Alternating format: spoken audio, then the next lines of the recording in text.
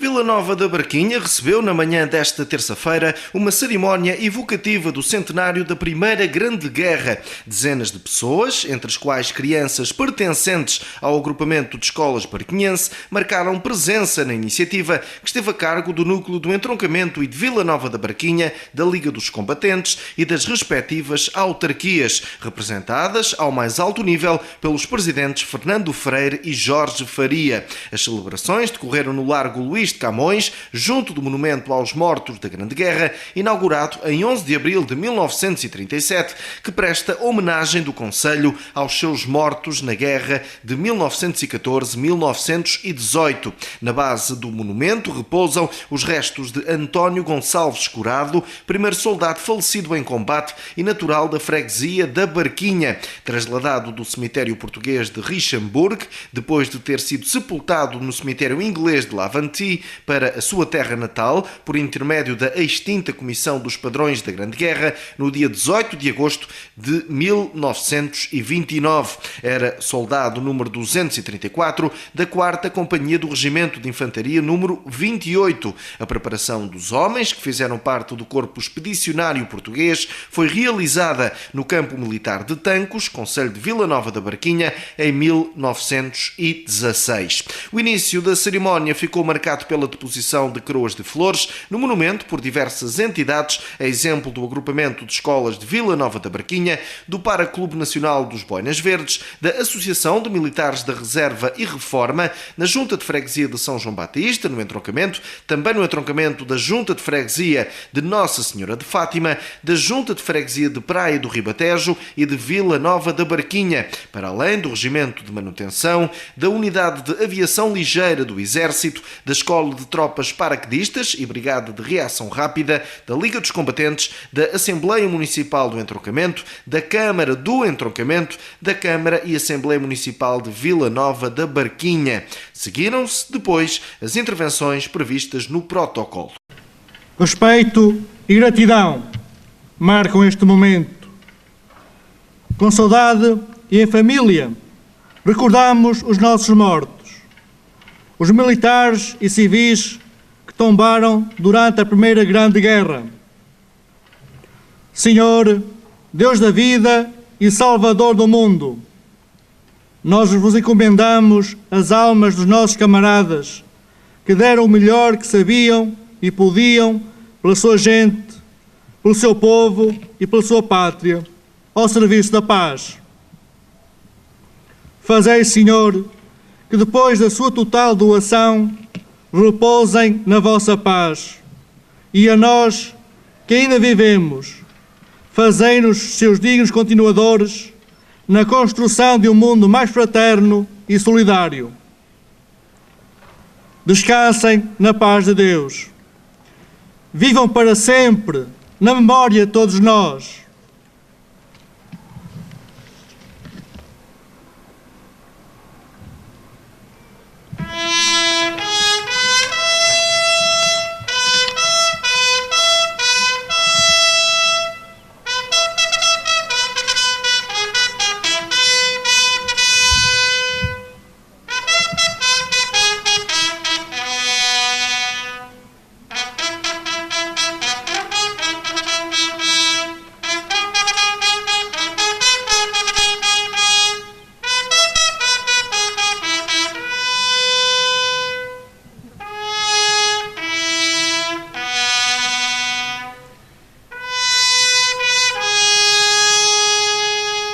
Vai ser lida a mensagem do excelentíssimo Presidente da Liga dos Combatentes, Tenente-General Chito Rodrigues, pelo Presidente do Núcleo de Entroncamento Vila Nova da Barquinha, da Liga dos Combatentes, Sr. Fausto Diabinho. Primeira Guerra Mundial, Primeira República, Liga dos Combatentes, trilogia que marca, ainda hoje, o século XX português. Sacrifício, guerra, solidariedade, outra trilogia que, marcando toda uma época, se transmitiu de combatente em combatente, de família em família, até aos nossos dias.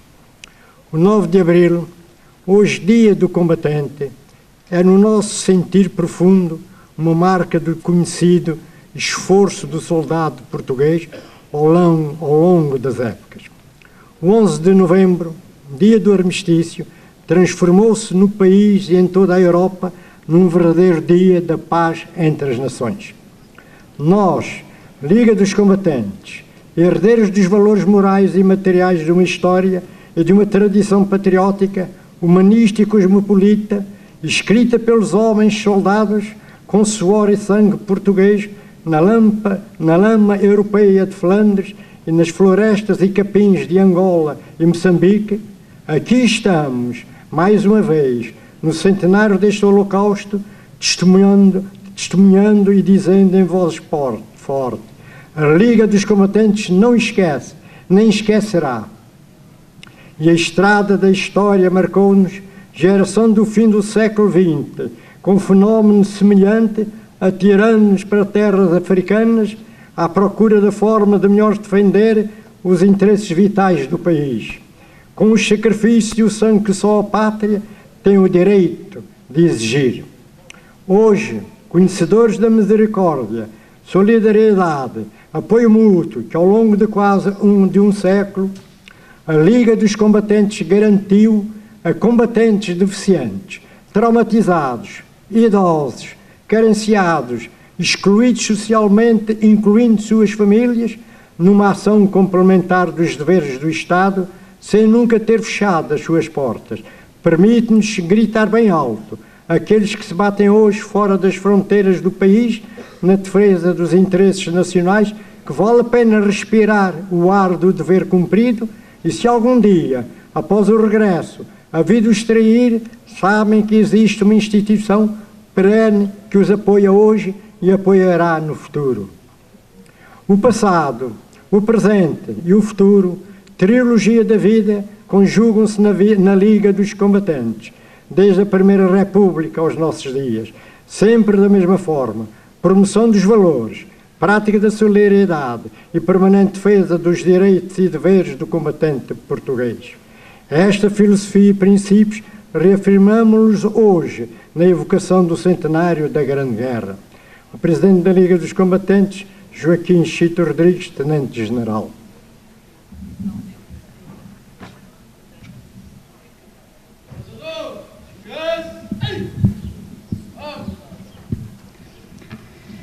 Vai proferir uma alocução o excelentíssimo Presidente da Câmara Municipal do Integuamento, Dr. Jorge Faria. Senhor Presidente das Cerimónias, Sr. Coronel Vasco Pereira, permita-me que na sua pessoa cumprimente todos os militares aqui presentes que com a sua presença agradecem e dignificam esta nossa homenagem. Senhor Presidente da Câmara da Barquinha, permita-me igualmente na sua pessoa cumprimento todos os civis aqui presentes que dão um sentido de cidadania reforçada a esta cerimónia. Senhor Fausto Diabinho, na sua pessoa gostaria igualmente de cumprimentar todos aqueles que com o seu esforço contribuíram para a união da nossa pátria. É frequente que no nosso país se questione a miúdo e, sobretudo, em alturas de crise, as nossas capacidades, as nossas competências enquanto povo e enquanto comunidade. Aliás, há muito quem faça deste exercício um exercício normal de vida e se habitue a desvalorizar aquilo que somos, aquilo que valemos. No entanto, é importante, e sobretudo para os mais novos, nós fazemos passar a mensagem que nós somos um povo com grande valor, com grande competência e somos um povo com grande futuro. Basta referir que nós somos o país da Europa cujas fronteiras estão definidas há mais anos. Basta referir aquilo que todos aqueles que por vezes são obrigados a sair do nosso país, seja em missões militares ou seja na procura de outras formas de vida, que o fazem dignificando o nosso país. E esse é um aspecto que nós devemos ter sempre presente, porque é uma forma de valorizarmos e reconhecermos aquilo que somos. E são atos simbólicos desta natureza, atos em que nós homenageamos aqueles que antes de nós deram contributos, e porventura até com a própria vida, para sermos o que somos hoje, que reforça este sentido de pertença a uma comunidade, a uma nação, a um país, que a todos nós nos deve orgulhar. Eu estou orgulhoso daquilo que outros fizeram antes de mim e procuro dar também no meu dia-a-dia um contributo para fazermos do nosso país um país melhor. Vai preferir uma alocução o excelentíssimo Presidente da Câmara Municipal de Vila Nova da Barquinha, Sr. Dr. Fernando Freire. A jovem república, nascida em 5 de outubro de 1910, desejava afirmar um novo regime na Europa e defender as posses ultramarinas em perigo perante os avanços dos colonos alemães. Foi em África, ainda em 1914, que os portugueses se envolveram nos primeiros conflitos militares. As expedições africanas visavam consolidar a nossa permanência no território de Angola e Moçambique, para o qual era indispensável o apoio da velha aliada, a Inglaterra. No decorrer do conflito, apesar de Portugal ter começado por assumir uma posição de neutralidade colaborante, o nosso crescente apoio aos aliados torna inevitável o nosso envolvimento na guerra. A requisição dos barcos alemães estacionados em águas portuguesas em fevereiro de 1916 induziu a declaração de guerra da Alemanha a Portugal. Imediatamente foi formado um governo de união sagrada em defesa da nossa intervenção. Após a declaração de guerra, iniciou-se a mobilização, chegando os primeiros recrutas a Tancos em abril de 1916. Até janeiro de 1917, cerca de 20 mil homens concentraram-se no nosso Conselho para receber treino militar. A opção de concentrar e preparar o Corpo Expedicionário Português em Tancos, Vila Nova da Barquinha, deveu-se às suas condições naturais e estratégicas, caracterizada pela abundância de zonas planas de charneca, a abundância de água do rio Gesésar e Tejo e localização dos caminhos de ferro. Os soldados mobilizados foram desde logo sujeitos a difíceis viagens de comboio, longas marchas a pé e deficientes condições. Tancos tornou-se numa improvisada cidade de tendas e construções de madeira. Os meses de treino mais intenso decorreram entre maio e junho de 1916, mas, segundo alguns testemunhos da época, consistiram numa formação desadequada às exigências da guerra. Devido à falta de meios e preparação do exército português, a instrução foi largamente insuficiente para treinar os soldados portugueses que teriam de enfrentar, no palco da guerra, armas inovadoras e mortíferas, com os quais não tiveram contacto prévio. Não obstante, no dia 28 de julho de 1916, deu-se por concluída a formação do Corpo Expedicionário Português, apresentado como um milagre de Tancos. Com uma grande cobertura jornalística, mostrou-se oficialmente ao país, na parada de Montalvo, que o exército estava preparado para combater ao lado dos aliados numa frente europeia da guerra. Os cerca de 55 mil portugueses que foram enviados para a França combateram em condições desumanas durante longos meses. Nestas pequenas valas lamacentas, onde coexistiam mortos e vivos, os soldados protegiam-se do fogo inimigo enquanto esperavam novos ataques e temiam o lançamento de granadas e obuses. As condições de higiene, a subnutrição dos soldados potenciavam a disseminação de doenças e dificultavam a recuperação dos ferimentos de guerra, o que impedia o render das tropas em combate, obrigando os efetivos a permanecer longos períodos nas linhas da frente. Para além dos soldados, o povo português sofreu no seu conjunto os efeitos nefastos da guerra. As dificuldades em garantir o abastecimento das populações com géneros de primeira necessidade, os assambarcamentos e a especulação determinaram grande fome e revoltas no país. Não obstante, a vitória dos aliados, a tragédia da guerra não foi esquecida, particularmente os acontecimentos mais dramáticos, como foi a Batalha de Lalis. Durante esta última, em 9 de abril de 1918, as tropas alemãs desmantelaram a frente portuguesa e provocaram milhares de mortos, feridos e prisioneiros, num total de cerca de 8 mil homens. Mas nos anos que se seguiram à guerra foram construídos e celebrados em conjunto significativo de monumentos, de que é exemplo de Vila Nova da Barquinha, onde hoje celebramos este evento. Num tempo em que reinam lógicas de produtividade, ideias puramente pragmáticas de celeridade, simplificação e economia, em que tudo parece aconselhar e girar no torno do binómio custo-benefício, importa recordar que os heróis de Portugal não só existem num passado distante, nos tempos de Alves Barrota ou dos descobrimentos. Importa recordar que há heróis em todos os tempos da história, muitos até desconhecidos. Importa recordar que não há apenas as histórias de comandantes ou chefes militares.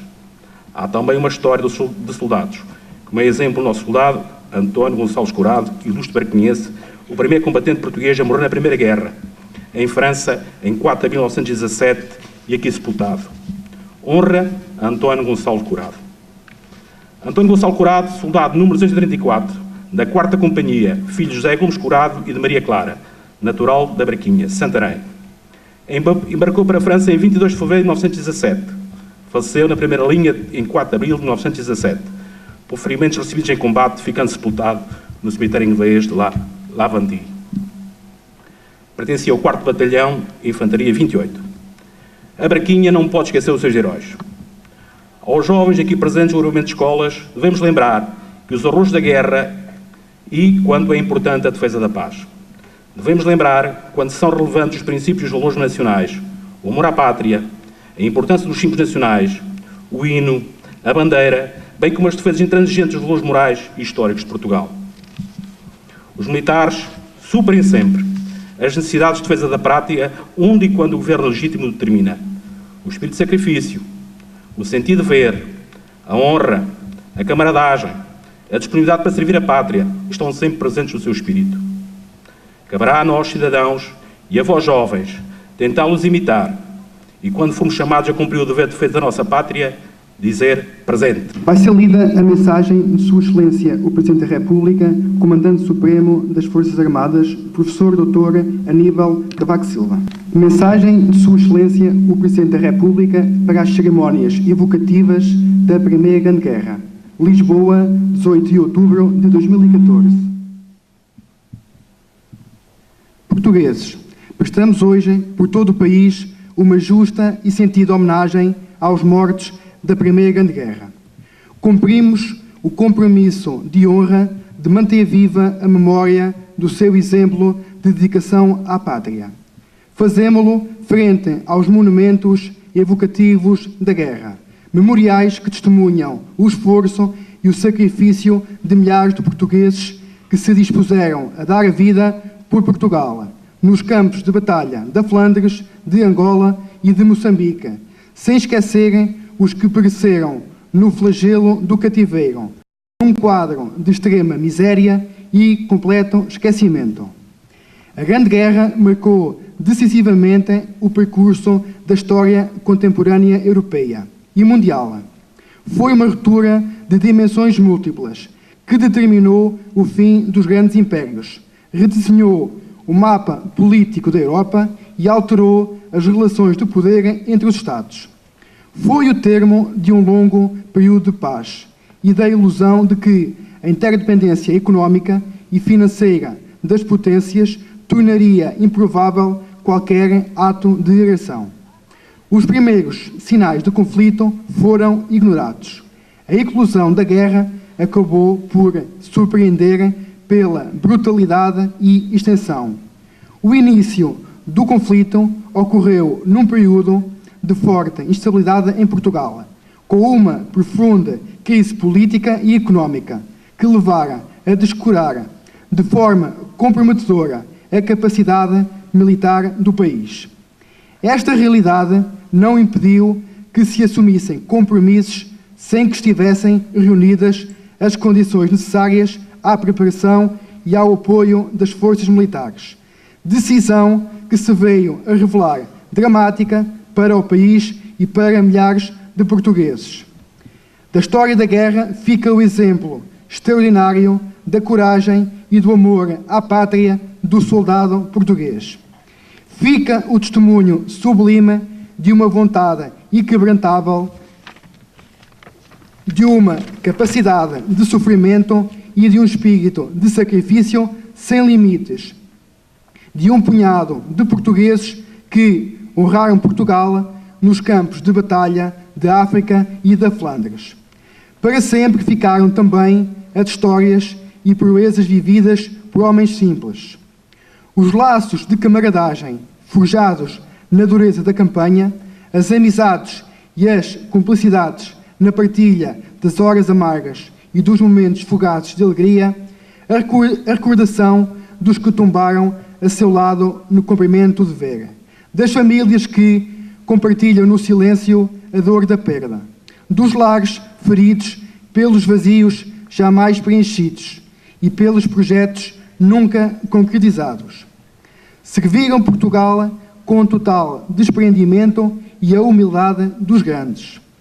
O seu esforço não foi em vão. É vital que olhemos e aprendamos com o passado, nunca deixando de valorizar a paz e a liberdade e nunca subestimando o esforço daqueles que as conquistaram e as mantêm. Portugueses, as armas deste cruel conflito calaram-se há muito tempo, assim como as vozes dos seus soldados caídos que encontraram o fim do sofrimento no descanso final.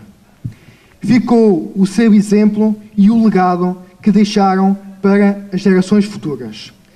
Mas ficou também a dura lição da incapacidade do país para assumir tão exigente compromisso, de que resultou a impreparação e o abandono dos nossos militares, com trágicas consequências e custos humanos elevados. A memória da Grande Guerra deve constituir-se num tributo ao sacrifício, ao valor e ao caráter do soldado português. Nas últimas palavras da última mensagem de um jovem tenente aos seus soldados, recordando os companheiros que os deixaram: todos poderão esquecê-los, menos nós. Temos de nos curvar ao respeito que infundem os que ficaram nessa cruzada do novo século. Que descansem os heróis mortos. Portugal não os esquecerá. O Presidente da República, Aníbal Cavaco Silva. O Excelentíssimo Coronel de Infantaria, Vasco Francisco de Melo Parente Alves Pereira, acompanhado pelo Coronel de Engenharia, João Manuel Pires, pelos senhores Presidentes da Câmara Municipal de Vila Nova da Barquinha, Dr. Fernando Freire, e de Entroncamento, Dr. Jorge Faria, e Presidente do Núcleo de Entroncamento de Vila Nova da Barquinha da Liga dos Combatentes, Sr. Fausto Tiabinho, irão proceder ao descerramento da placa evocativa.